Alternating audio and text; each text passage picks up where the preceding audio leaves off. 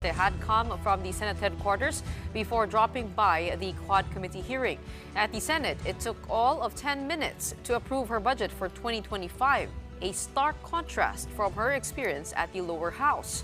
Mian Los Baños with the big story.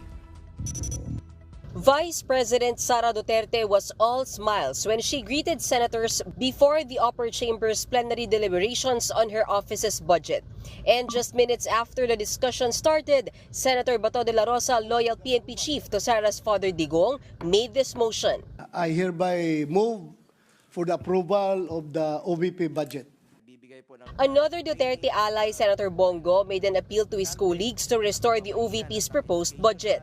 Recall that the House of Representatives cut the agency's budget by nearly 1.3 billion pesos and only approved 733 million pesos in OVP funds for 2025 after the Vice President refused to answer questions and eventually boycotted the hearings. Para naman po makapagtrabaho ng maayos ang ating Vice Presidente na parte po ng executive branch of the government. Para naman po meron tayong working Vice President at hindi lang po spare tire. Huwag ho nating pilayan ang gustong magtrabaho. Unlike in the lower chamber where a lot of big questions still hung in the balance, none was asked at the Senate. In less than 10 minutes, the OVP budget was approved by senators in the plenary. In an ambush interview with reporters afterwards, VP Sara did raise concerns about the future of her satellite offices, which were among the biggest expenses in her budget. According to her, about 200 OVP employees could lose their jobs, and this could affect the office's operations. Yes, ma'am. The closure of satellite offices is a possibility depending on the budget. Pagtapon namin ng funding doon sa kanila, merong opisina na sumasalo at gumagamit ng budget, nag-i-implement ng project. Duterte also took another swipe at the House of Representatives. Because it's clearly a political persecution.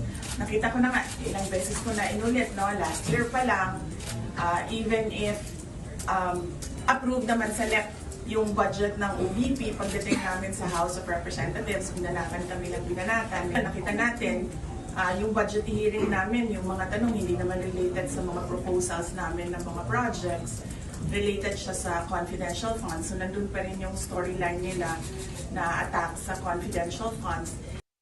There has been no indication from the senators that the OVP's budget may be restored to the 2 billion she was asking for initially, but they're willing to discuss this issue further. Once approved by Senate, both versions of the national budget will be reconciled by a bicameral conference committee, but that will happen behind closed doors. Reporting for News 5, Mian Los Baños, we are One News.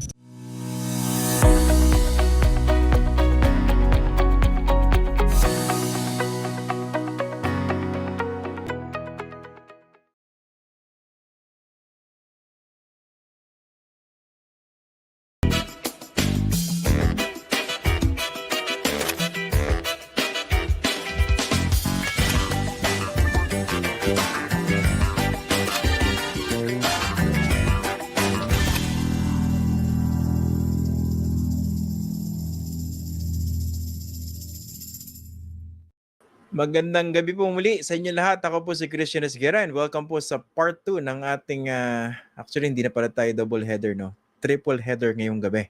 So dito po sa punto ng ating discussion na makakausap po natin, actually initially